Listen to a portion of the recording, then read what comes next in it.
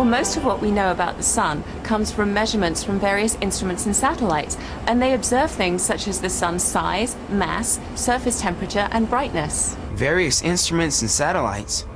What kinds of satellites? Well, there's SOHO, which is designed to study the internal structure of the sun, and ACE that studies the solar wind that comes from the sun.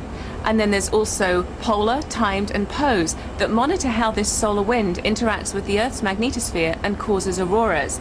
And of course, we're all looking forward to the launch of Stereo, which is being built here at the Applied Physics Lab, and it will get the first three-dimensional images of the sun. So that's how you know so much about the sun. Well, satellites are very helpful, but there's still much more to learn. Let's start with the basics. The sun is an average star. It's not the brightest star, and it's not the hottest star. In fact, scientists actually classify it as a dwarf.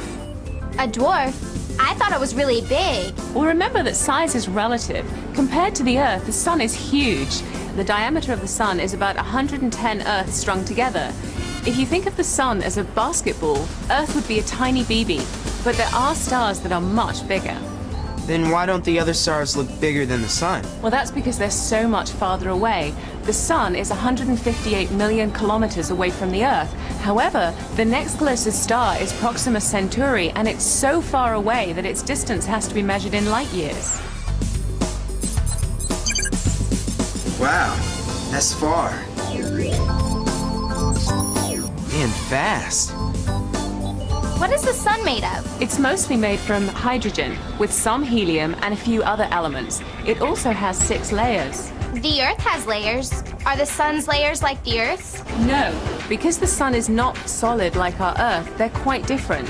The sun's layers consist of a core, a radiative zone, a convective zone, and then there's the visible surface known as the photosphere, the chromosphere, and finally the outermost layer, the corona. So if the sun is not a solid, then is it gaseous? No, it's neither. It's actually a plasma. Of course. I was just reading about plasma being the 4th state of matter. That's correct. And because this plasma is hotter in some places than others, it creates convection cells in the convection zone of the sun. What are convection cells? Well, they look just like rice grains, and scientists call this granulation. The bright center of each cell is hot rising material, and the darker edges are cooler gas falling to be reheated, just like water boiling. These granules are continuously evolving and changing, but these light and dark patches should not be confused with sunspots, which are dark spots higher up on the surface of the sun. I've seen pictures of sunspots before. Are they very big? Well, the average size of a sunspot is about the size of the Earth. I'd say that's pretty big. What causes sunspots? Well, just like the Earth, the sun has poles and a magnetic field, and sunspots are created when this magnetic field interacts with hot plasma at the sun's surface. The sun has poles and a magnetic field? Cool. Well, not really cool. Well, sometimes this magnetic field causes the plasma in a sunspot to burst from the surface of the sun in what's known as a solar flare. Do solar flares affect the Earth? Or satellites? Well, solar flares do release a tremendous amount of energy, and that can affect the Earth and our satellites in lots of different ways. It sounds like we need to learn more about solar flares. Thanks, Dr. Fox. So what's up? Could solar flares be responsible for the problem with the GPS? Will the Treehouse detectives figure out what happened to their GPS devices?